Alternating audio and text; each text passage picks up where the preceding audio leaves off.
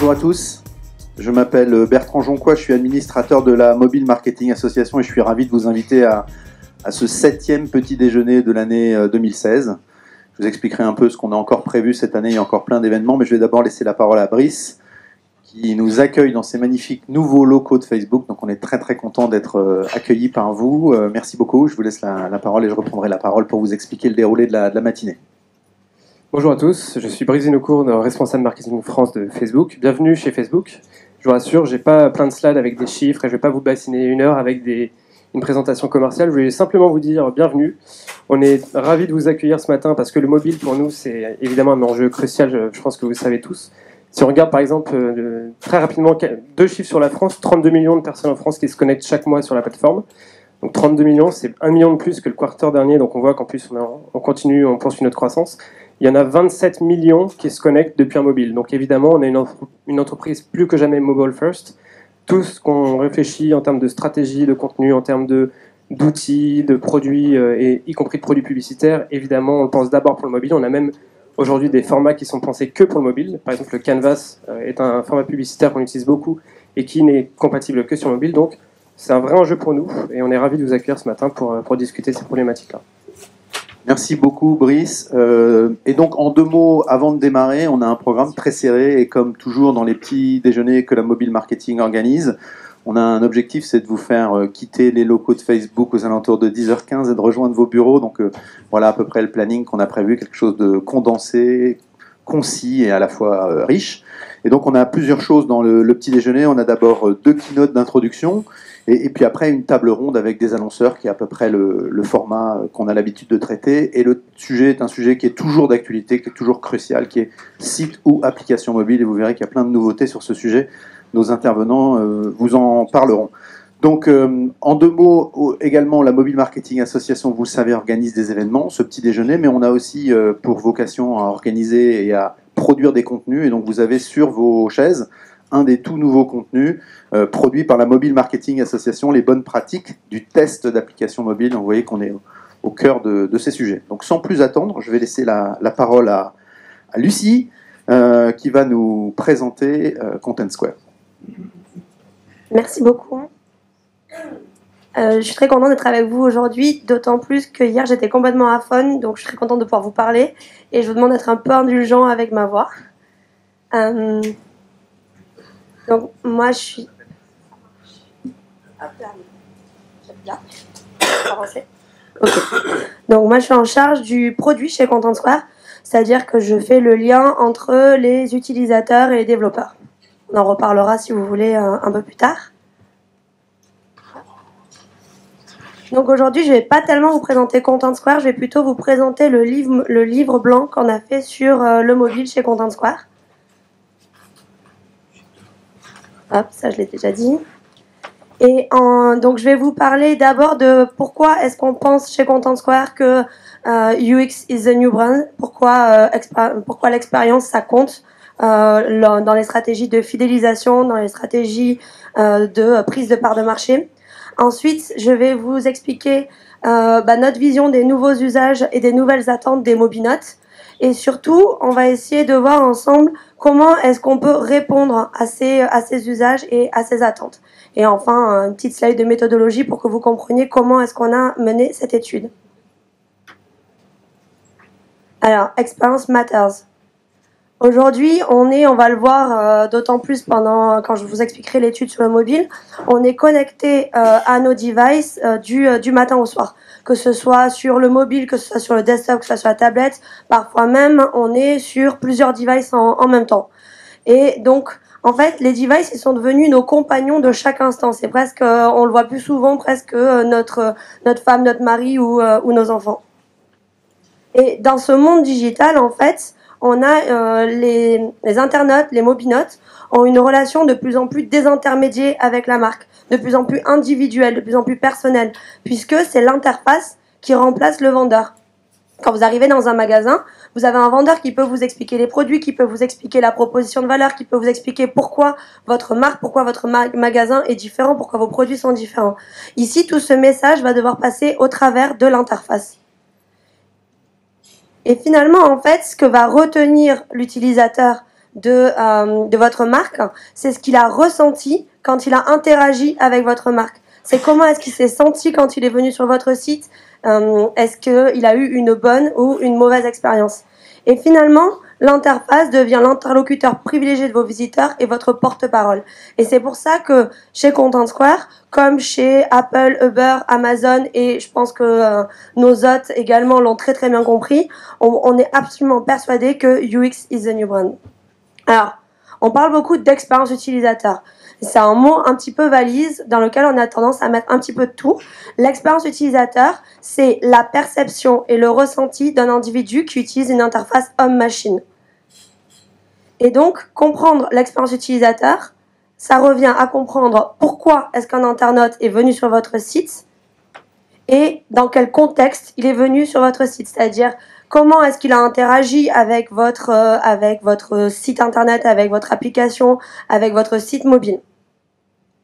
Chez Content Square, notre métier, c'est de vous donner la data qui va vous permettre de comprendre l'intention et le contexte dans lequel l'utilisateur est venu. Et donc, en fait, on va collecter toutes les interactions des mobinotes, des internautes avec l'interface, et on va ensuite pouvoir analyser toutes ces interactions pour comprendre pourquoi est-ce qu'il est venu sur votre site et pourquoi est-ce qu'il a quitté votre site et même pourquoi est-ce qu'il a acheté, pourquoi est-ce qu'il n'a pas acheté, pourquoi est-ce qu'il a ajouté au panier, etc. Alors très très rapidement, Content Square a été fondé en 2009. Les chiffres clés, c'est en 2012 la première levée de fonds. En 2014, on a été élu par Gartner comme une des technologies les plus innovantes dans le monde du e-commerce. Et en 2015, on a commencé à s'implanter sur les marchés internationaux. Donc l'année dernière, le UK et à partir de début 2017, les US. Voilà. Donc des clients dans tous les secteurs. Hop. Passons maintenant, alors du coup, l'expérience utilisateur, le contexte et l'intention dans un contexte mobile, qu'est-ce que ça veut dire ? On voit que sur les 12 derniers mois, le trafic mobile a explosé. On se rend compte aujourd'hui, nous, dans nos études, qu'on a près de 40% du trafic global de tous nos clients qui s'effectue sur mobile. Dans le même temps, on a un taux de conversion qui stagne à 1,5%, c'est-à-dire entre 2 et 3 fois moins élevé que les taux de conversion qu'on arrive à avoir sur desktop. Mais là, l'idée, c'est qu'il n'y a pas de fatalité.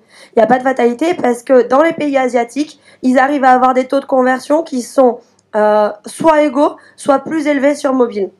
Et donc, l'idée, c'est pas de se dire, bah tant pis, on n'arrivera jamais à convertir sur mobile ou tant pis, on n'arrivera jamais à faire du business sur mobile. L'idée, c'est de comprendre comment est-ce qu'on fait pour faire du business sur mobile. Et pour ça, c'est ce que je vous disais, il faut comprendre. Chez Content Square, on a deux leitmotifs qui nous animent. Le premier, c'est que la data doit driver toutes nos décisions, parce que on dit souvent que your ego is a bad designer, ou que without data, your opinion is just another opinion, avec mon bel accent anglais d'ailleurs. Et donc la data, c'est clé pour prendre des décisions. Et la deuxième chose, c'est qu'avant d'agir, il faut comprendre. Ça sert à rien de proposer des solutions, ça sert à rien de faire des A/B tests dans tous les sens si en amont, on n'a pas identifié quels sont les vrais problèmes de nos vrais utilisateurs. Alors, première chose qu'on constate sur le mobile, c'est que les internautes sont connectés de 7h à minuit sur leur téléphone. Alors sur desktop, on voit des pics en plein milieu de la journée. Sur tablette, on voit un pic en fin de journée. Mais sur mobile, c'est constant. On a tout le temps des gens qui sont connectés. Qu'est-ce que ça veut dire ? Ça veut dire que je suis connecté dans le métro, que je suis connecté au travail, je suis connecté pendant mes réunions. Donc je suis tout le temps connecté dans un contexte qui est presque un peu défavorable. C'est-à-dire que le mobile vient se superposer à l'activité que je suis déjà en train de mener. Et ça se traduit aussi par le fait que les sessions sont 1,5 fois plus courtes que sur les autres devices. Donc, il y a une nécessité à apporter le bon contenu au bon moment à l'internaute mobile il a une fenêtre très très courte de temps et d'attention à nous accorder. Je ne sais pas si vous avez déjà lu l'étude de Google sur les mobile moments, mais je vous la recommande. Et du coup, il travaille énormément sur cette notion de connexion éphémère. Et en gros, ils expliquent qu'on se connecte jusqu'à 150 fois par jour à notre téléphone portable.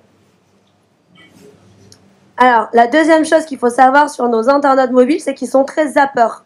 on dit que ils ont l'attention d'un poisson rouge. Donc en gros, ils ont 5 secondes à vous accorder. C'est pas vrai parce que là, vous voyez, le temps avant rebond sur mobile, c'est 39 secondes. Donc c'est un peu plus élevé, mais c'est quand même beaucoup plus faible que sur tablette ou sur desktop. Et là, on touche à un truc qui est hyper important, que nous, on n'avait pas forcément anticipé avant de commencer cette étude, c'est que le comportement sur tablette est très proche du comportement sur desktop. Alors que le comportement sur mobile est à chaque fois beaucoup plus exigeant, beaucoup plus à peur.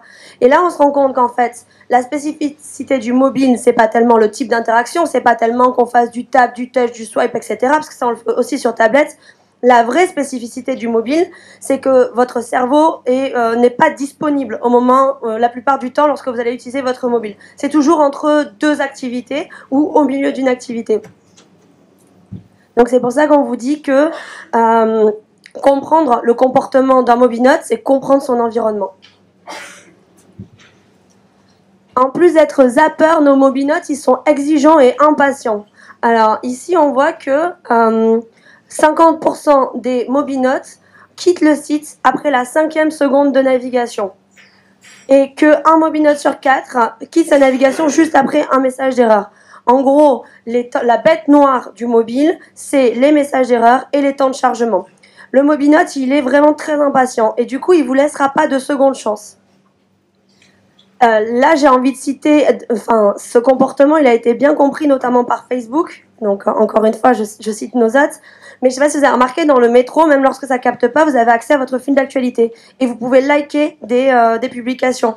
Alors, elles ne se likent pas immédiatement. Je ne connais pas exactement le procédé technique, mais on n'a pas de réseau, mais on a quand même accès à une partie des fonctionnalités pour donner l'illusion à l'internaute que ça fonctionne même hors réseau. Des Deezer, des Spotify travaillent aussi énormément sur avoir une continuité de l'expérience utilisateur, même lorsque le réseau ne marche pas. Et ça, c'est quelque chose qui est hyper important pour nos mobinotes qui veulent pouvoir utiliser leur mobile tout le temps.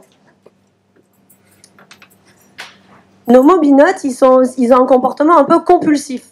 C'est-à-dire qu'ils scrollent à toute vitesse. On se rend compte que les mobinotes scrollent 1,6 fois plus que sur tablette. D'accord ?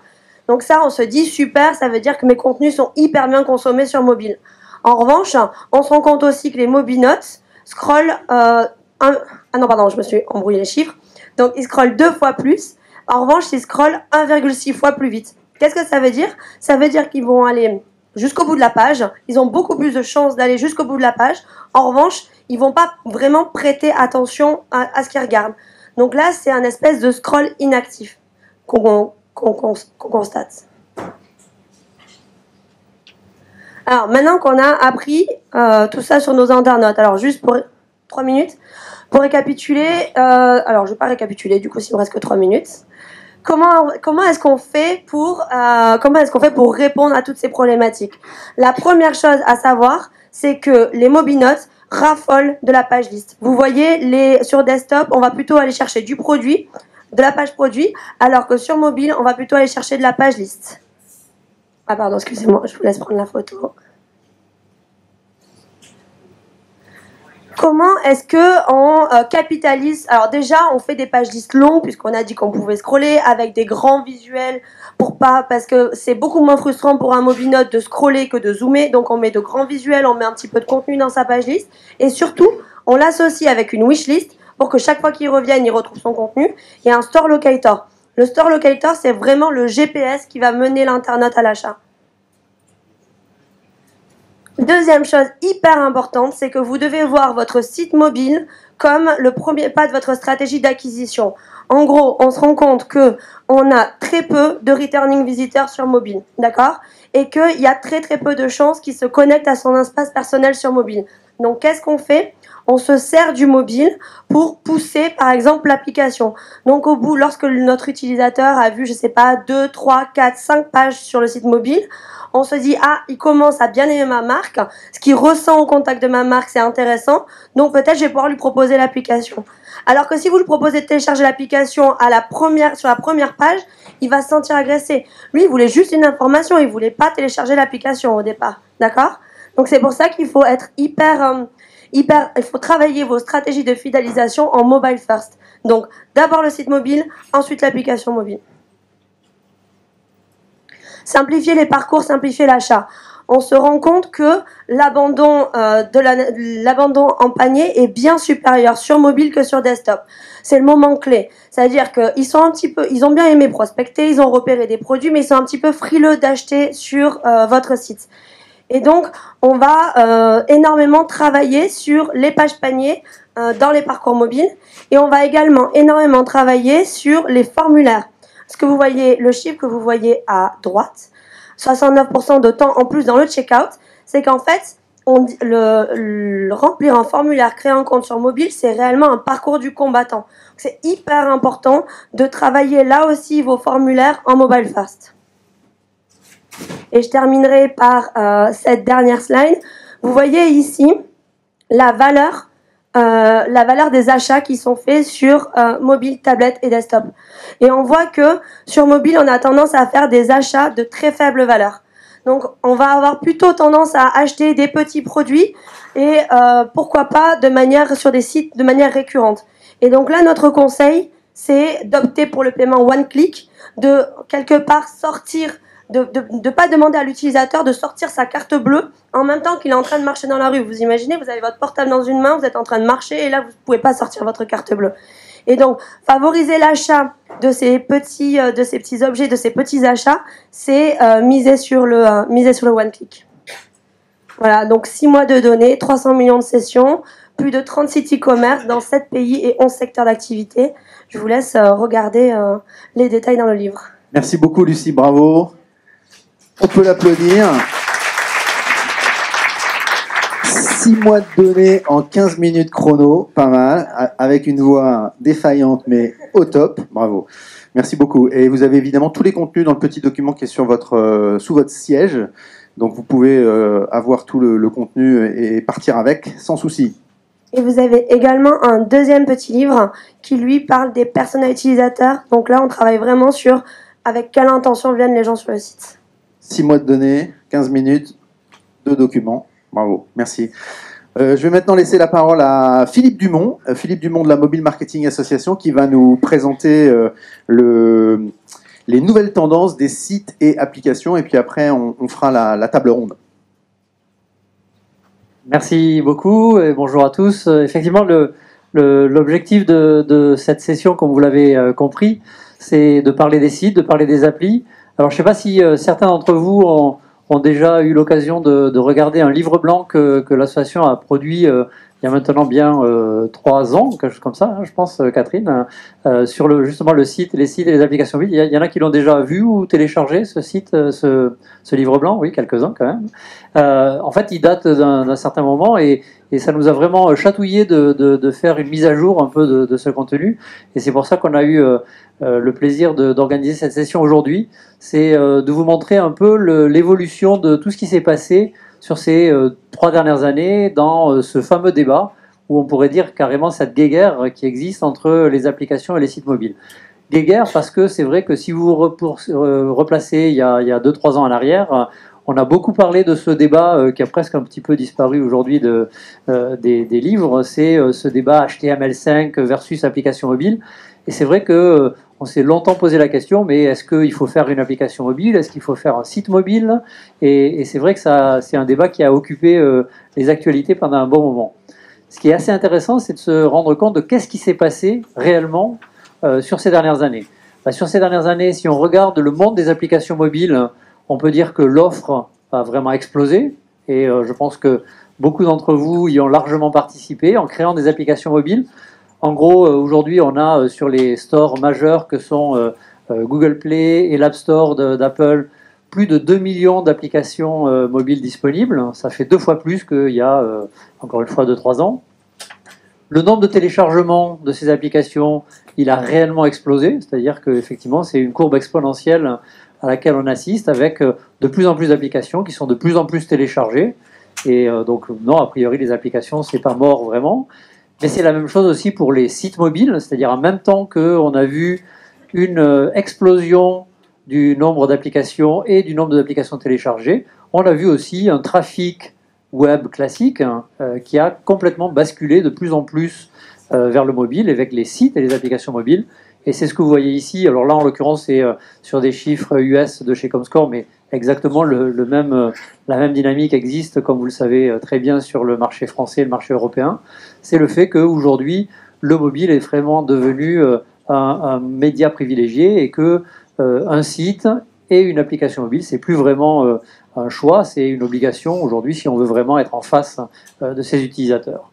Alors, ce qui est intéressant, encore une fois, c'est de voir non seulement cette évolution et le fait qu'effectivement les sites se sont imposés comme vraiment quelque chose d'important, et il y a beaucoup d'acteurs qui ont participé à cette prise de conscience, à la fois des instituts de sondage, à la fois des acteurs comme Google, qui ont poussé effectivement à ce que le référencement des sites soit privilégié quand on a un site mobile, avec des gens qui ont fait, comme c'est le cas de Facebook ici, pas mal d'expérimentations sur les sites et les applications, et qui ont réussi de manière tout à fait remarquable à basculer leur business model depuis le site standard vers le mobile. Mais il y a aussi toute une flopée de nouveautés technologiques qui sont apparues, on va dire, sur ces 6 à 12 derniers mois, et qui vraiment, en fait, participent à l'évolution de ce paysage que j'ai rapidement décrit avec les sites et les applications mobiles. Qu'est-ce qu'on voit, en fait, au travers de ces différentes annonces, que ce soit les chatbots, dont vous avez certainement entendu parler, qui est un sujet d'actualité dont on aura l'occasion de peut-être un peu reparler dans le débat, mais aussi toutes les nouveautés qui peuvent exister, soit sur les sites mobiles avec des solutions comme AMP ou les Progressive Apps de Google, tout ce qui s'est passé autour de la rénovation des applis de messaging, qui sont aujourd'hui non seulement en fait des applis sur lesquelles on peut chatter, mais aussi qui deviennent de plus en plus de véritables plateformes où on peut exposer son contenu. La notion d'Instant Apps de chez Google, où là on va pouvoir justement mettre à la disposition d'un simple navigateur le contenu des apps. Le deep linking, que vous avez probablement là aussi entendu parler et peut-être expérimenté chez vous, qui permet justement d'accéder très simplement au contenu à l'intérieur d'une appli depuis un site web. Bref, toutes ces technologies, en fait, elles font quoi? Elles font justement disparaître la guéguerre ou l'opposition qu'on a pu avoir ces dernières années entre les sites d'un côté et les applis de l'autre, vers quelque chose qui est beaucoup plus intégré, sur lequel, effectivement, et les sites et les applis, ils viennent de plus en plus collaborer, échanger, pour avoir une expérience utilisateur quelque part sans couture, entre le web et la partie application mobile. Je pense qu'on va avoir l'occasion d'en reparler dans le débat. La dernière chose que je voulais vous donner comme données, mais aussi comme pointeur pour illustrer l'arrière-plan du débat qu'on va avoir dans un instant, c'est justement quelques évolutions et quelques repères sur les données du mobile aujourd'hui en France. Si vous regardez aujourd'hui, le mobile, c'est vraiment devenu quelque chose d'absolument majeur en termes d'audience. Quand vous combinez à la fois les sites et les applications mobiles, vous voyez que aujourd'hui, quand on regarde les sites et applications mobiles, et donc les marques qui sont le plus présentes sur le mobile, on parle d'audience mensuelle de plus de 7 millions d'utilisateurs en France. C'est quand même majeur, c'est quand même extraordinaire de se dire qu'on en est arrivé là. Si je vous avais présenté ce même slide ou ce même graphique il y a quelques années, on aurait parlé de 1 ou 2 millions, pour vous donner un ordre d'idée. Bien évidemment, il n'y a pas que de l'audience, il y a aussi du business. Et le business, il existe à la fois sur les stores, et il est en croissance sur les stores de manière très significative, mais aussi le m-commerce à part entière. Encore une fois, que ce soit sur les sites et de plus en plus sur les applis, eh bien, on a une progression en fait de ce business qui est fait sur le mobile, qui est non seulement donc un canal d'information, mais aussi un canal de business sur lequel, évidemment, on vous encourage à participer, à être présent. Et c'est pour ça que j'ai le plaisir aujourd'hui de mener la discussion, ou en tout cas de modérer la discussion avec 3 acteurs majeurs du mobile. Et donc je vais les appeler, et je vous encourage à les applaudir pour les encourager à participer à ce débat. Donc je voudrais appeler Romain Coirot, qui est directeur marketing de chez Le Cab, que vous pouvez applaudir. Oui, je t'en prie, vas-y. Je voudrais également appeler sur scène Rémi Guillot qui est responsable UX chez Blablacar, qui vient en voisin ici. Et puis enfin Paul-Henri Bédry, qui est responsable mobile chez Le Figaro, et que je vous encourage également à applaudir. Et donc ce que je vous propose, c'est de démarrer ce débat, et tout d'abord ce que je voudrais faire, c'est un rapide tour de table. Donc si je peux commencer par toi, Romain, et si tu peux rapidement présenter qu'est-ce que tu fais et qui est Le Cab, et un petit peu votre présence sur le mobile. Bonjour à tous, Romain Coirot, donc je suis directeur marketing de chez Le Cab. Donc Le Cab, pour ceux qui ne connaissent pas, c'est un service de VTC. Donc on propose des solutions de réservation de véhicules avec chauffeur en instantané également à l'avance. Donc le marketing chez Le Cab, pour moi, c'est principalement tout ce qui est acquisition, CRM et une petite partie du produit également. Après, il y a toute la partie communication sur les réseaux sociaux et offline également. Voilà, tu veux que je parle juste rapidement une petite présentation. Voilà. Bonjour à tous, donc moi c'est Rémi Guyot, je suis en charge de l'expérience utilisateur chez Blablacar. Blablacar, donc c'est un service de covoiturage longue distance qui a commencé en France. Nos bureaux sont juste en dessous, au 3e et 4e étage du même bâtiment. Et la particularité, c'est que ça a explosé en fait bien au-delà de la France. Donc aujourd'hui, c'est présent dans 22 pays et il y a à peu près 30 millions de personnes qui utilisent Blablacar. Et donc, on est au cœur en ce moment de ces réflexions-là. Donc, ravi d'être là ce matin et de partager avec vous. Bonjour à tous, Paul-Henri Bédry, Le Figaro. Je suis responsable des activités et des projets mobiles pour le groupe Figaro. Donc, au sein, on pilote les projets mobiles à la fois web et applications, avec une grosse spécialité pour ma part sur les applications pour les différentes marques du groupe, que sont donc Le Figaro Madame, TV Magazine et le Figaro Magazine. Paul-Henri, on peut peut-être commencer par toi. Est-ce que tu peux justement un peu nous donner l'historique un peu de qu'est-ce qui s'est passé chez le Figaro en termes de développement des sites et des applis? Comment vous en êtes arrivé aujourd'hui et c'est quoi votre offre justement sur ces différents médias? Alors, le Figaro, la presse en général, c'est un des secteurs qui a été le plus impacté par la transformation digitale, puisqu'on vient du papier. Le Figaro est le plus ancien quotidien français. Et donc avec un gros actif sur le web depuis le début des années 2000. Et un passage en responsive qu'on a opéré dès 2012. Aujourd'hui, on a un peu plus de 10 millions de visiteurs uniques sur nos sites, sur l'ensemble de nos sites. Donc un passage en responsive qu'on a commencé à opérer en 2012 et qu'on va finir cette année sur l'ensemble de nos actifs. En parallèle de ça, on fait des applis depuis 2009. Et donc on arrive à maturité sur ce média-là. Les applis contribuent aujourd'hui à peu près 35% de l'usage, de l'audience globale site plus apps. Et donc on arrive à maturité, on a internalisé les développements depuis un peu plus de 18 mois, ce qui nous a permis de gagner à la fois en industrialisation, en fiabilisation des produits. Et on a surtout lancé cette année une grosse refonte de nos applications, donc, avec une rédac mobile dédiée à l'éditorialisation de nos applis. Voilà ce qu'on peut dire. Super, déjà merci d'avoir planté le décor. Rémi, j'aurais un peu la même question pour toi. Est-ce que tu pourrais nous expliquer un petit peu l'historique de Blablacar et de ce qu'on connaît peut-être moins? Bien sûr. Donc Blablacar, ça a 10 ans et au départ, ça existait exclusivement sur desktop. En fait, la particularité du service, c'est que par définition, la grande partie de l'expérience, elle ne va pas avoir lieu devant son ordinateur, puisqu'il va s'agir de voyager. Et donc, c'était assez naturel, en fait, assez rapidement d'investir dans des applications mobiles. Et donc, en fait, on considère qu'on a 3 grandes plateformes. On a la partie desktop, on a les applications et on a le site web mobile. Et c'est sûrement la dernière plateforme dans laquelle on a largement sous-investi, en fait, pendant quelques années. Et aujourd'hui, on est en train de surinvestir dedans pour compenser, parce on voit en fait que dans l'utilisation de notre service, mais pas forcément de l'application, mais à travers le web, sur téléphone mobile, il y a quelque chose qui est en train de se passer qui nous intéresse fortement.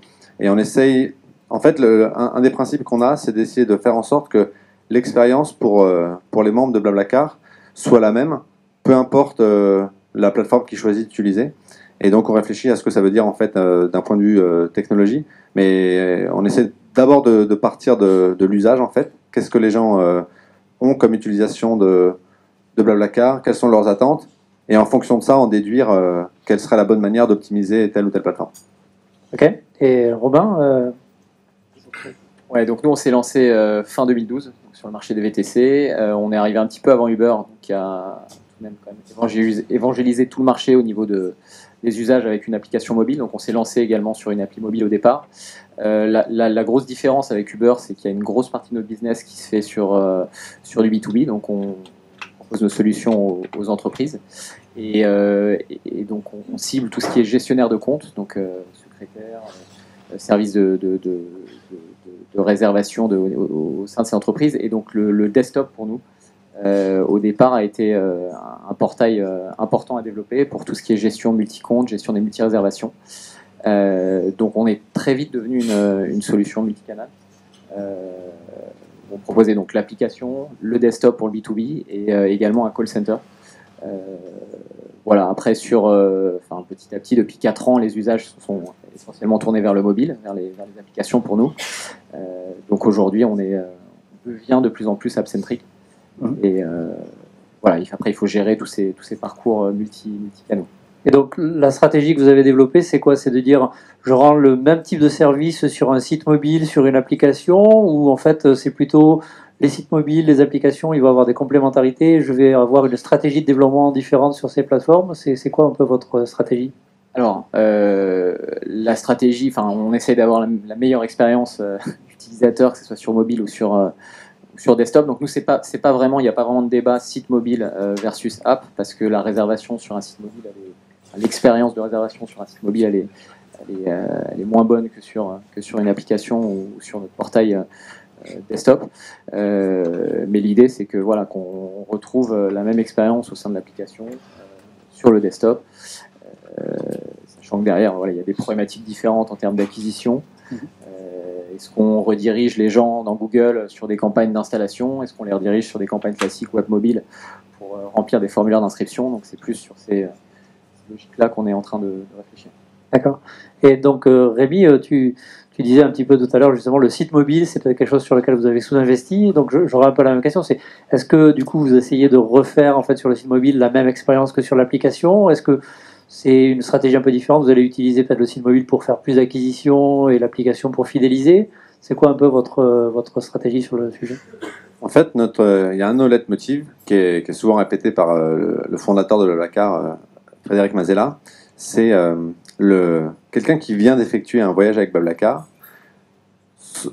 Le souvenir qu'on espère qu'il va garder, c'est à quel point la conversation dans la voiture elle était intéressante. Et donc, s'il se souvient de l'application ou du site web, quelque part, ça veut dire qu'on a failli à notre mission. En fait, ça veut dire qu'en fait, ça a pris trop de place dans l'expérience. Et donc, nous, notre obsession, c'est comment est-ce qu'on fait en sorte de permettre à cette personne de voyager, et donc à ces personnes de voyager ensemble. Et la partie technologique, en fait, c'est un point de détail, c'est nécessaire, c'est fondamental, en fait, pour que ça ait lieu. Mais notre obsession, c'est que ça aide le plus rapidement les personnes à accomplir cet objectif-là. Et donc, que la personne choisisse de réserver sa place directement sur l'application ou sur le site mobile, en fait, nous, on se rend compte qu'il n'y a pas forcément de raison pour lesquelles ça devrait être une expérience différente. Donc, on essaie d'être aussi proche que possible, autant que la technologie nous le permet. Et c'est là où, en fait, on se rend compte qu'il y a peut-être des innovations technologiques dont vous avez commencé à parler tout à l'heure, qui sont extrêmement intéressantes parce qu'elles permettent peut-être demain d'avoir une expérience sur web mobile et sur application qui sera en fait extrêmement similaire. Et par exemple, les progressive web apps, ça permet d'avoir un site mobile qui est accessible depuis la page d'accueil de son téléphone mobile. Ça permet d'envoyer des notifications. Ça permet d'avoir une fluidité d'expérience. Et en fait, on se rend compte que la différence entre le web mobile et les applications, d'un point de vue de l'usage, ça commence en fait à se réduire. Et c'est pour ça pour l'instant, en fait, on a une approche qui consiste à se dire, essayons d'avoir la même expérience, peu importe la plateforme utilisée.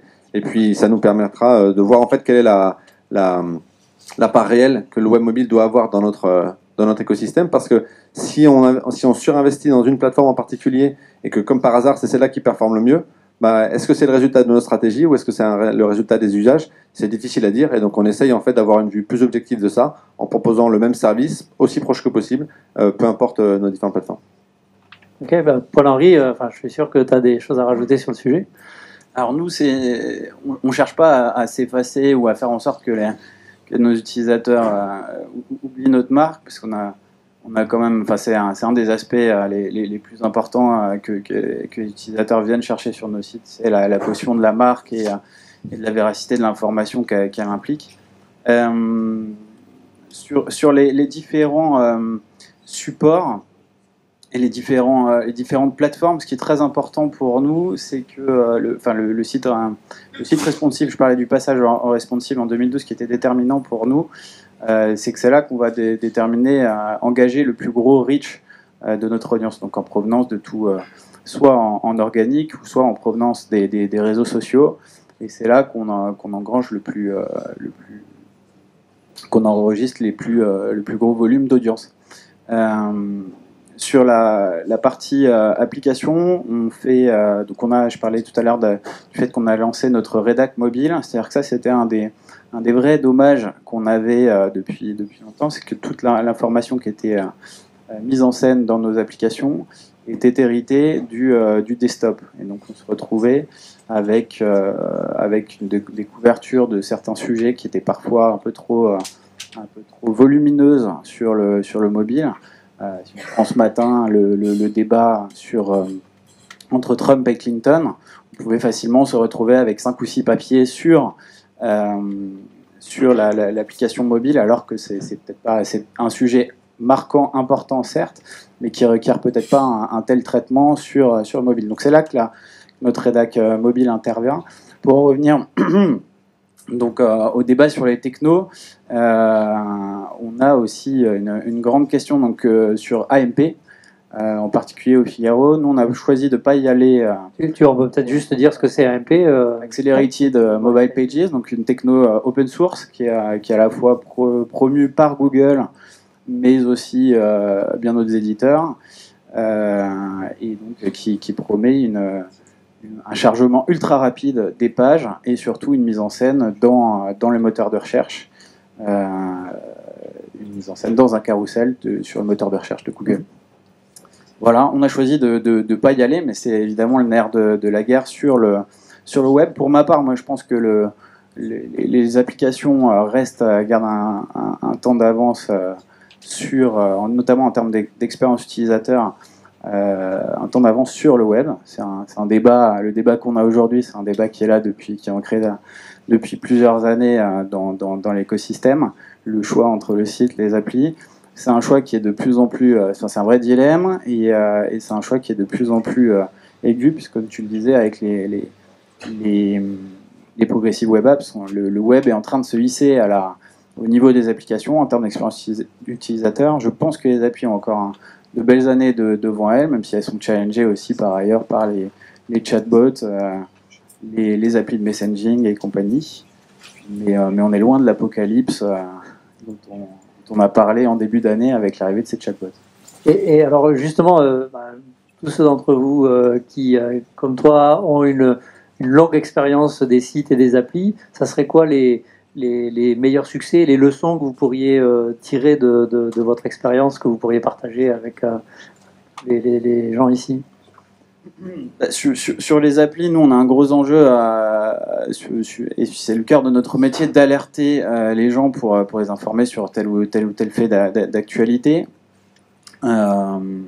Sur ce qu'on a, un vrai succès qu'on a eu, c'est d'abord cette nouvelle application qu'on a sortie pendant l'été, qui est un vrai succès d'audience à l'heure où je vous parle. Et si vous ne l'avez pas encore installé, jetez-y un coup d'œil, je vous invite à la télécharger.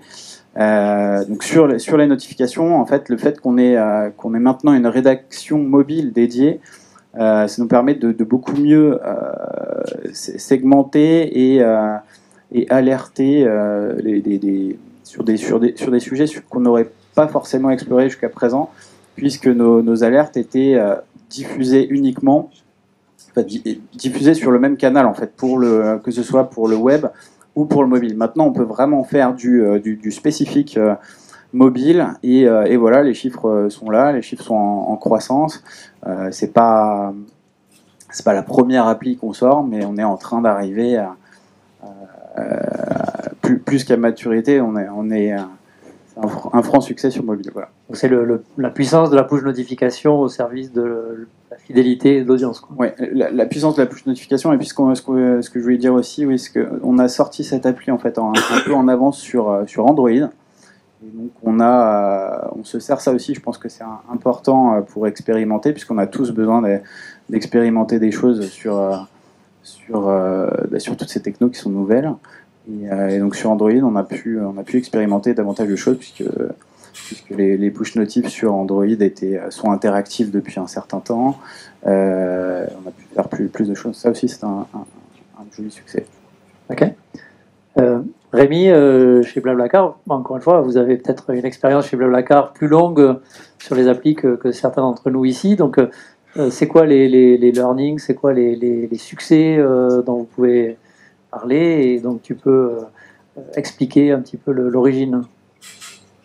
Je pense que il y a une logique peut-être d'usage répété en fait pour les applications qui est important d'avoir comme prisme en fait.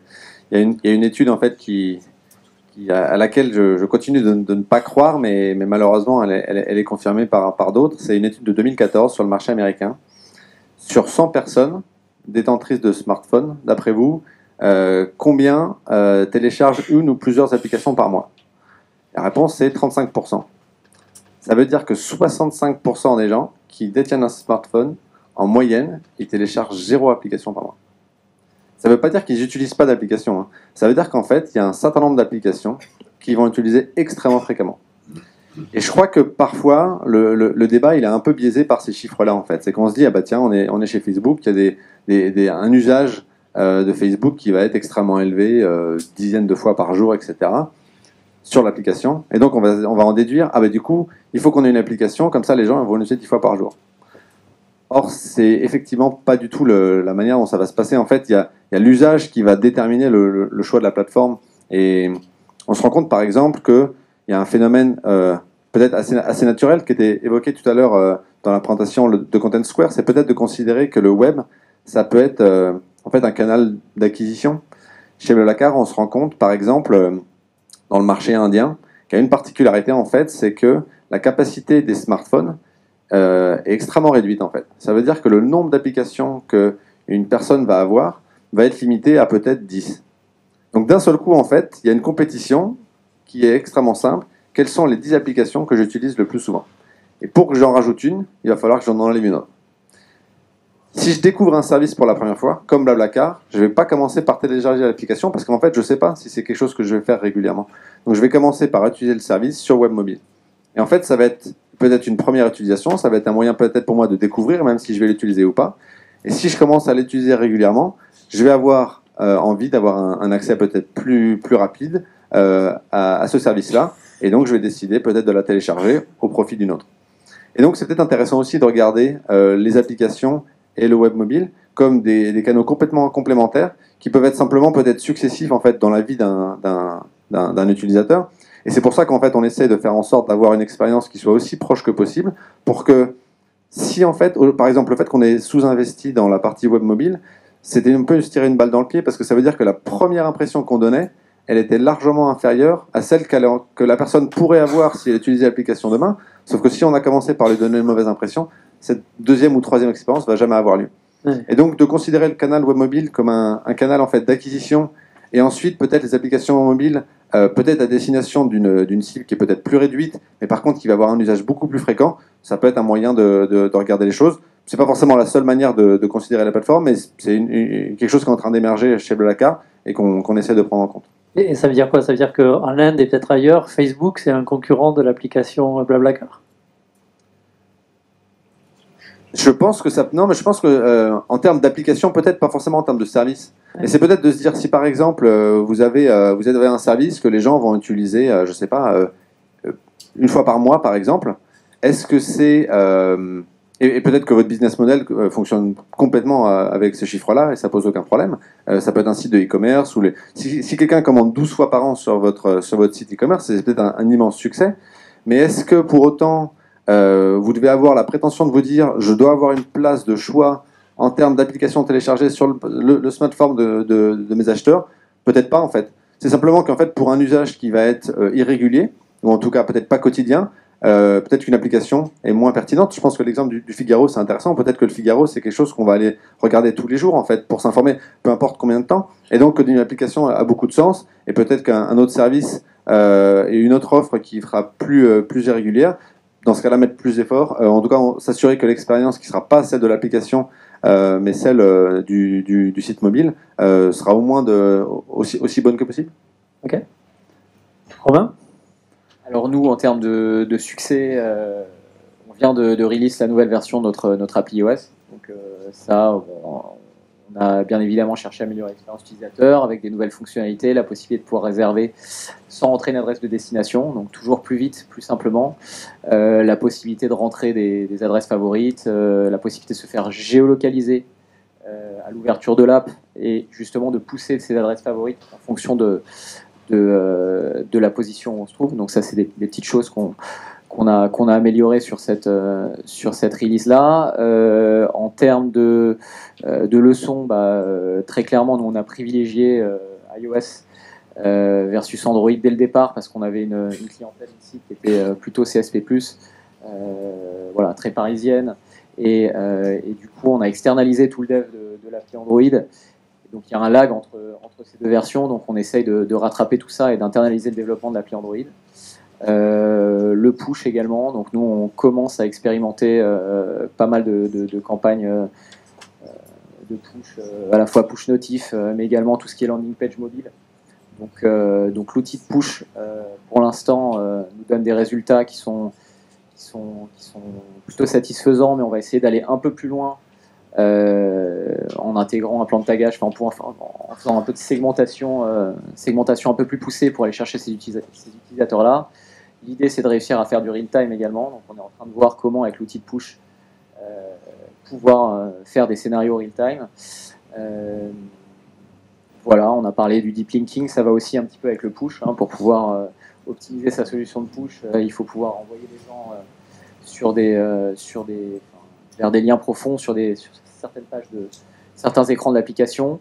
Donc on continue à expérimenter également avec le deep linking. Au niveau de l'acquisition, on est capable de détecter le device, de savoir si quelqu'un est sur desktop ou sur mobile, le renvoyer vers tel ou tel store. Mais voilà, l'étape d'après, pour tout ce qui est retargeting, réactivation, c'est de pouvoir les renvoyer vers un écran de réservation, vers un écran où on rentre le code promo. Donc on est en train d'optimiser petit à petit toutes ces fonctionnalités-là. Ok, alors si on se projette un peu sur l'année prochaine, c'est quoi les plans que vous avez sur le mobile justement pour 2017? Est-ce que tu peux nous dévoiler quelques choix que vous allez prendre sur l'année prochaine? Ouais, alors c'est plus des choix tactiques, stratégiques. On lance un nouveau service, donc une nouvelle offre, on peut qualifier de low cost, mais aujourd'hui, on considère qu'on n'a pas le même produit qu'Uber. Souvent, les gens nous comparent à Uber, mais pour nous, c'est pas du tout le même produit. C'est une flotte qui est entièrement conçue de 508, donc c'est la même expérience à chaque fois. On considère qu'on est un petit peu plus premium. Nos chauffeurs sont formés en interne, et du coup, on a décidé de se placer en face d'un UberX, par exemple. Donc, on va lancer cette offre low cost en 2017. Et puis après, j'en ai parlé déjà, mais c'est vraiment se mettre à niveau au niveau de l'application Android. Il y a un vivier d'utilisateurs à aller chercher sur Android, et c'est vrai que pour l'instant, on est passé un petit peu à côté de tout ça. D'accord. Rémi, 2017, ça va être quoi l'année du mobile plus chez Blablacar? Ça fait longtemps que c'est l'année du mobile chez Blablacar, mais je pense que ce qui change pas, c'est que les applications pour nous, donc les applications iOS et Android, elles continuent d'être complètement clés.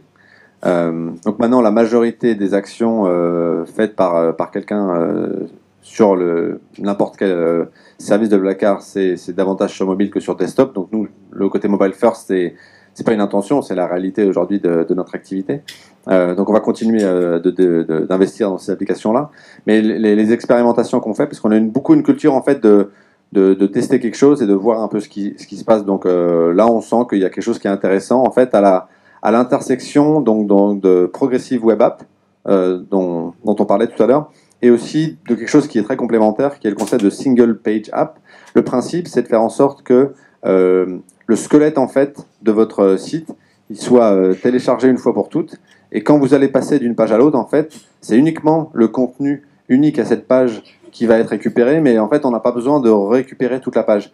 Ce qui veut dire qu'en fait, en termes de performance, c'est meilleur, mais c'est surtout encore plus fort en termes de perception de performance. C'est-à-dire que l'internaute ne va pas avoir l'impression qu'il appuie sur un bouton et il y a une page blanche et tout se recharge. Dans les faits, il y a bien une partie de contenu qui va se recharger, mais ça va être très très proche en fait d'une expérience d'application. Et donc de fusionner ces deux technologies-là, ça c'est un sujet qu'on va avoir, sur lequel on est en train de travailler dès maintenant, donc on va avoir sûrement les premiers résultats en 2017. Et en fonction de l'impact de cette technologie sur la conversion de notre plateforme web mobile, on va décider de peut-être intégralement déployer cette technologie-là et remplacer ce qu'on fait actuellement. Mais encore une fois, on est très proche des usages, donc en fait, pour l'instant, les applications restent très fortement utilisées, et donc on n'a aucune raison de les abandonner. Donc on va en fait investir dans différentes directions, et puis si demain, il y a une de ces plateformes-là qui semble être vouée à... Soit les publicités, soit les autres sont vouées à disparaître, eh bien on suivra ça en fait. Mais on cherche plutôt à se dire, on a un service, il y a des gens qui viennent chercher ce service-là sur une plateforme, faisant en sorte qu'on soit présent, et puis donnons le meilleur service possible, peu importe ce choix-là. Super. Paul-Henri, et les grands chantiers de 2017 chez le Figaro? Chantier de 2017, chez nous, on va beaucoup travailler sur la partie premium, notre offre premium qu'on a déjà refondue en 2015 et sur laquelle on a un besoin de clarifier notre offre, notamment sur ce débat donc site et appli, puisqu'on a refondu, on a introduit l'offre premium dans les applications donc l'année dernière, mais elle n'est pas complètement en conformité avec ce qu'on fait sur le web. Et donc pour complexifier encore un petit peu la chose, sur le web, on a sorti un site dédié. Le Figaro Premium est un site dédié avec une URL dédiée et un produit qui n'est pas toujours bien compris par nos abonnés, puisqu'il faut jongler entre les deux sites une fois qu'on est connecté, une fois qu'on est abonné. Et on a encore des abonnés qui veulent revenir sur le site entre guillemets gratuit, puisque l'éditorialisation est différente. Voilà. Donc ça va être un des gros chantiers de 2017, de mettre tout ça en conformité pour avoir la même expérience client sur ces sites, sur ces nouvelles applis qu'on a sorties, et puis développer aussi on parlait de paiement one click dans la présentation de Content Square tout à l'heure. On a déjà mis en place de l'abonnement via iTunes depuis l'année dernière aussi pour notre offre premium, mais on l'a pas encore fait sur Android. Donc voilà un beau chantier pour 2017. Et puis je crois qu'on a peu parlé d'Instant Apps, mais voilà, c'est un sujet. Donc je sais pas si tout le monde est familier dans la salle avec cette nouvelle techno, mais qui est donc le chaînon manquant de la découverte d'applications sur Android, et donc qui devrait faciliter la consommation d'applis en les morcelant. Donc nous, dans notre cas, ce serait découper, faire en sorte qu'on puisse consommer un article de l'application sans avoir à télécharger l'application directement, un peu comme le deep linking aujourd'hui quand on a l'appli installée, mais là ce serait à la volée sans installer l'application. Voilà, et donc ça, je pense que c'est un chantier. Google est un peu en retard là-dessus, ils ont communiqué, mais là ça arrivera en 2017, et je pense que c'est un beau chantier aussi, une belle opportunité pour nous tous. Ouais. Et alors il y a certaines technologies dont j'ai rapidement parlé tout à l'heure dans les slides, mais dont on n'a pas encore parlé, c'est par exemple les chatbots. Il y en a même qui disent ça c'est le futur des apps, ça va même faire disparaître carrément les apps. C'est quoi l'opinion que vous avez sur ces sujets-là? Est-ce que c'est quelque chose que vous avez pris en compte dans votre stratégie? Est-ce que ça va vraiment chambouler la présence que vous avez sur le mobile? Qu'est-ce que... vas-y, Moi, je suis un petit peu sceptique sur les chatbots. Okay. Je pense qu'il y a un effet de mode, que c'est pas complètement nouveau. Cette émergence des chatbots, elle est due à l'avancée de plusieurs technos et surtout à l'intelligence artificielle. Mais je trouve qu'on en fait beaucoup et qu'en fait, il n'y a pas, l'intelligence artificielle promise est pas toujours là et qu'on est simplement sur des moteurs de règles. Voilà, pour remonter du contenu. Je parlais d'Apocalypse tout à l'heure, vous noterez le jeu de mots. Et, je pense qu'on en a beaucoup parlé à ce moment-là. Je pense que c'est il y a un vrai intérêt pour un vrai potentiel serviciel sur les chatbots pour automatiser certaines tâches de service client, par exemple, des choses comme ça. Mais après, je suis sur la globalité. Dans la globalité du débat qu'on a là aujourd'hui sur les sites et les applis, je pense que ça dépend des métiers, mais en tout cas chez nous, ça mettra pas en péril nos applis. Et chez Blablacar, chatbot, ça devrait parler normalement à Blablacar, non? C'est clairement un sujet qu'on essaie d'explorer. On essaie de comprendre, et d'un point de vue technologique, comment est-ce que ça marche et quelles sont réellement les possibilités actuelles. On essaie aussi de comprendre dans quelle mesure ça pourrait servir à certains de nos usages. Moi, ce qui m'intéresse dans les chatbots, en fait, c'est pourquoi est-ce que... Enfin, dans les chatbots et dans le fait de s'intégrer dans le système de messagerie, c'est pourquoi est-ce que ça semble si attrayant, en fait. Et si on le décompose, en fait, il y a plein de choses dont on peut s'inspirer sans suivre en fait cet effet de mode, c'est-à-dire le fait d'interagir avec un service sous forme d'une conversation, ça c'est quelque chose qui m'intéresse, mais on n'a pas besoin d'un chatbot pour ça en fait. Le fait d'être concentré sur une seule chose à la fois et d'avoir une interface extrêmement épurée, il n'y a pas 40 000 choses qui sont en train d'attirer mon attention, bah c'est pareil en fait, c'est quelque chose, on peut avoir une expérience qui va dans ce sens-là sans aller dans cette direction-là. Et donc je pense que c'est intéressant en fait d'essayer de regarder ces opportunités. Qu'est-ce qui se cache en fait comme fondamentaux derrière, qui sont peut-être en fait l'explication de leur succès ou de leur effet attractif, mais qui est peut-être pas forcément la bonne solution pour autant. Dans notre cas, on a une particularité, c'est que la conversation, c'est au cœur de ce qu'on fait en fait. On s'appelle pas Blablacar pour rien. Le mot blabla, il vient évidemment de la conversation qui va avoir lieu dans la voiture, mais en fait on se rend compte que cette conversation, elle a souvent lieu avant. Et donc les choses auxquelles on réfléchit, c'est dans quelle mesure, au sein de cette conversation qui va avoir lieu entre un passager et un conducteur qui vont se mettre d'accord sur l'heure de départ ou le point de rendez-vous, dans quelle mesure nous on peut s'insérer dans cette conversation-là en fait, et faire en sorte que dans cette conversation vont se prendre des décisions. Peut-être la réservation du billet, ça va être un élément de la conversation. Et donc en fait l'idée d'être présent dans cette conversation-là, qui d'ailleurs va être une conversation peut-être d'une ou deux ou trois ou quatre personnes, puisque dans Blablacar il y aura plusieurs personnes. Quelle est notre place? Est-ce que nous on est la plateforme? Est-ce qu'on est un peu l'animateur, etc. On a beaucoup de questions qui sont pas liées en fait à la technologie, qui sont liées à l'usage en fait. Qu'est-ce qui semble naturel? Qu'est-ce qui semble humain? Et donc tous ces sujets qui dépassent largement les enjeux technologiques, c'est des choses auxquelles on essaie de réfléchir. Et alors on parlait juste avant des instant apps. Alors dans le cas du Figaro, on va dire c'est quelque part logique puisqu'il y a du contenu dans l'application potentiellement à partager. Est-ce que dans une application comme Blablacar, les instant apps c'est quelque chose qui vous semble intéressant à explorer également? Et si oui, pour quel type de service? Alors nous, en fait, on a un seul service, c'est du covoiturage longue distance. Donc en fait, c'est ça notre obsession, et c'est là-dedans qu'on essaie d'être particulièrement bon. Les instant apps, pour nous, elles sont intéressantes pour une particularité, c'est le fait de donner une expérience de l'application sans la friction du téléchargement. En fait, je pense qu'on oublie à quel point le fait de télécharger une app dans un store, c'est quelque chose, c'est de la friction en fait. Il se passe beaucoup de choses avant qu'on en bénéficie. Je ne sais pas combien de personnes, depuis que vous avez été demandé de télécharger l'application du Figaro, vous l'avez fait. Pourquoi? Parce que vous dites, bon, je le ferai peut-être plus tard, etc. Parce qu'en fait, implicitement, vous avez un petit frein qu'il faut que j'aille dans le store, il faut que je la trouve, ça va prendre la place sur mon téléphone, ça va prendre le temps à la télécharger, etc. C'est beaucoup plus long pour une première découverte que d'aller sur le site web, en fait.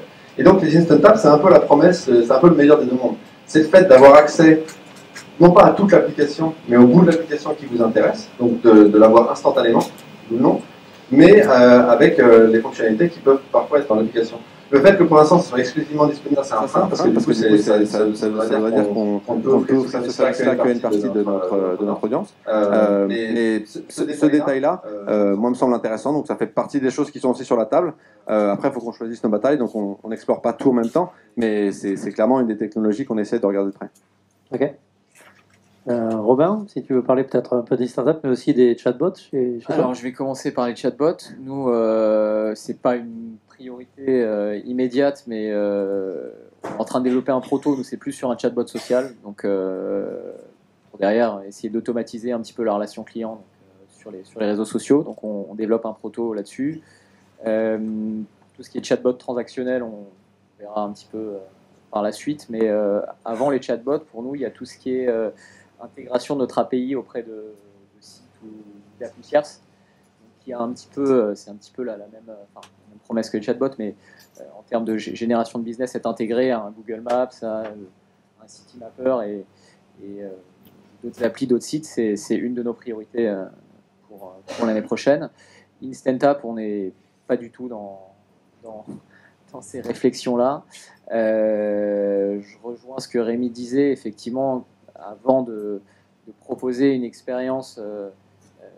Quand on a téléchargé une application, il y a plein d'étapes, hein, que ce soit l'inscription, pour nous, de rentrer sa carte bleue, etc. Donc il y a peut-être que les Instant Apps, c'est la promesse justement d'offrir cette expérience sans avoir à faire tout ça. Nous, on essaye au sein de l'application de changer un petit peu le canal de découverte et le parcours de découverte de l'application, donc de pouvoir proposer l'expérience à nos utilisateurs, voir comment ils peuvent réserver une course sans avoir à s'inscrire, sans avoir à rentrer la carte bleue, donc proposer ces contraintes tout en fin de parcours.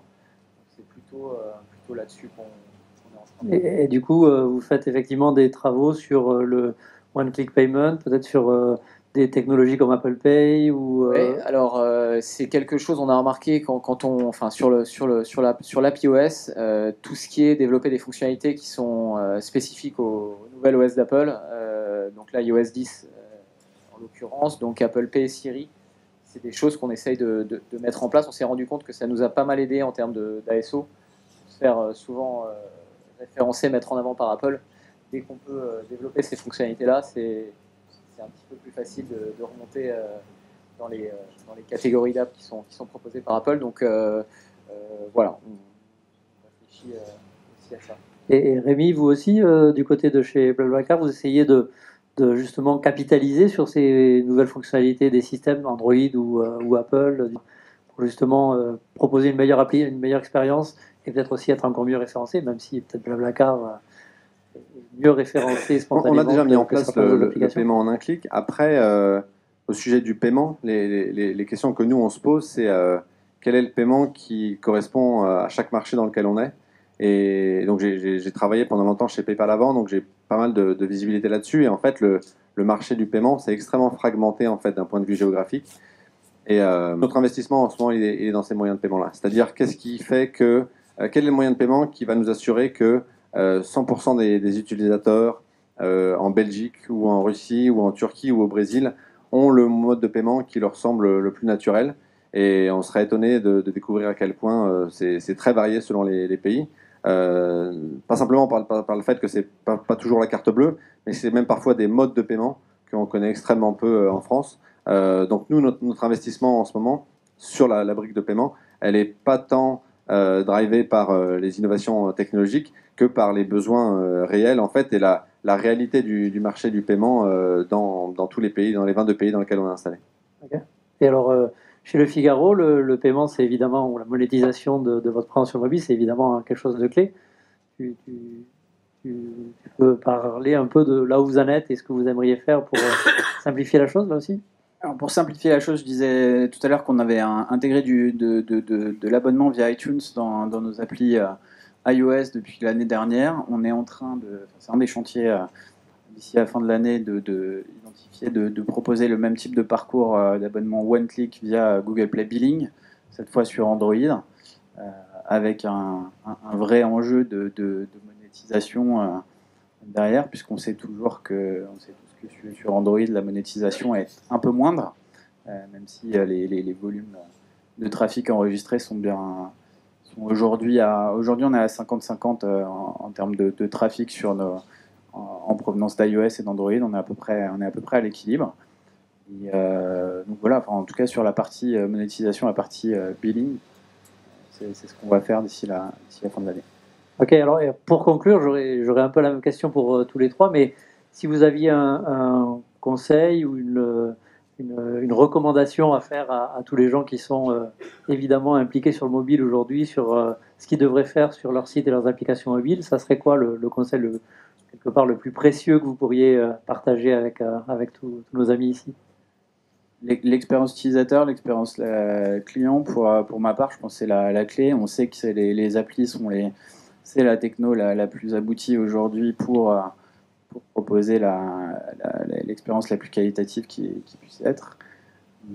Et voilà, je vous ai fait part de mon scepticisme sur les chatbots. Je pense qu'il y a de belles choses qui arrivent avec Progressive Web Apps et AMP, mais voilà. Focus sur l'expérience et les applis. Ok, les applis. Rémi?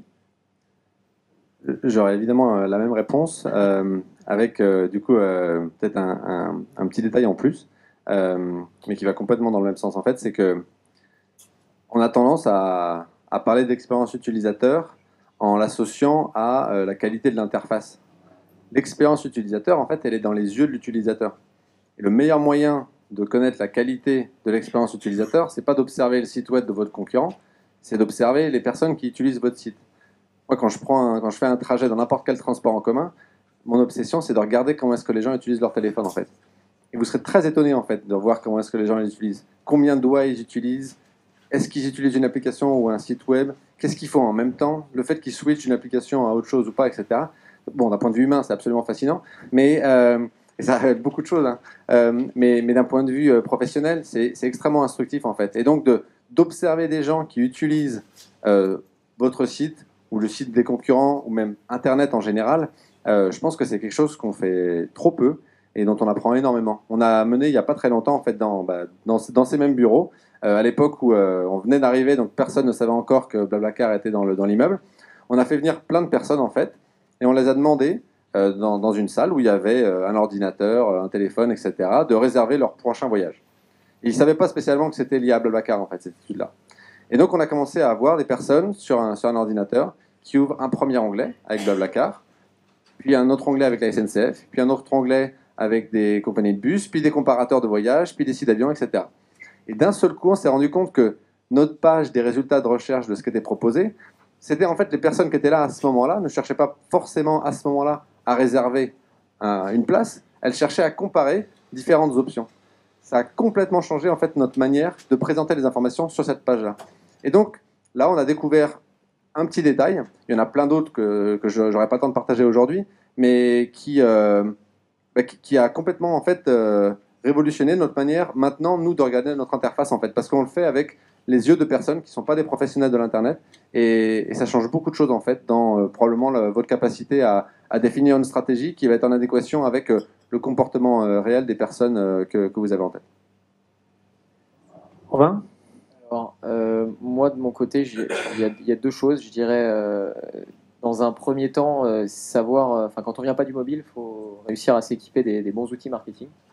Nous, on a mis du temps à comprendre, tant sur les outils d'attribution, les outils d'analytics, à comprendre que l'écosystème était complètement différent, que les parcours, comme on est multicanal, les parcours sont complètement différents. En termes d'acquisition également, on faisait pendant pas mal de temps sur AdWords, c'était des campagnes classiques, on faisait remplir du formulaire. Et un jour, on s'est rendu compte que pour aller chercher les utilisateurs mobiles, c'était plus simple de leur faire télécharger l'app plutôt que de faire remplir un formulaire et ensuite de les faire basculer vers l'app. C'est des choses toutes simples, mais quand on vient pas de ce monde-là, c'est parfois un peu complexe. Donc les bons outils et derrière nous encore une fois, comme on est multicanal, il y a ces parcours clients qui sont très complexes à appréhender. Et avant de se lancer dans la promesse du bon message au bon moment à la bonne personne, il y a tout un chantier data qu'on n'avait pas forcément imaginé, mais nous on n'avait pas d'ID unique.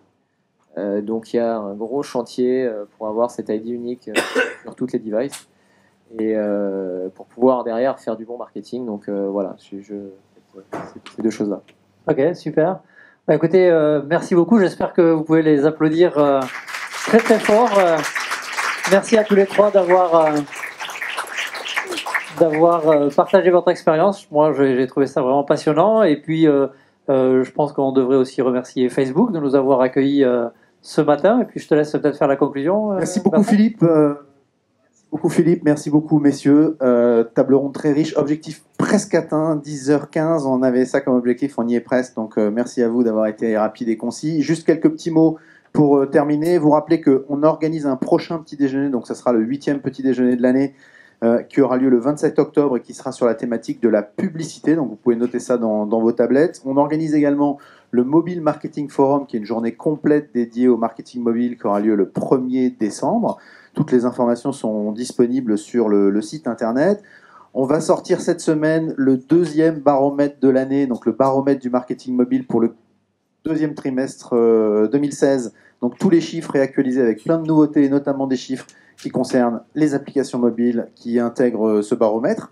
Toutes les informations de ce petit déjeuner, les contenus, les supports et la captation vidéo disponibles sur le site de la Mobile Marketing Association France et sur la chaîne YouTube de la Mobile Marketing Association. Il nous reste quelques minutes pour prendre un petit café, mais on est un peu pressé par le temps parce qu'on doit rendre les locaux de Facebook assez vite, mais on aura éventuellement un peu de temps pour échanger avec nos tours d'un café. Merci à tous. Merci. À bientôt. Au revoir.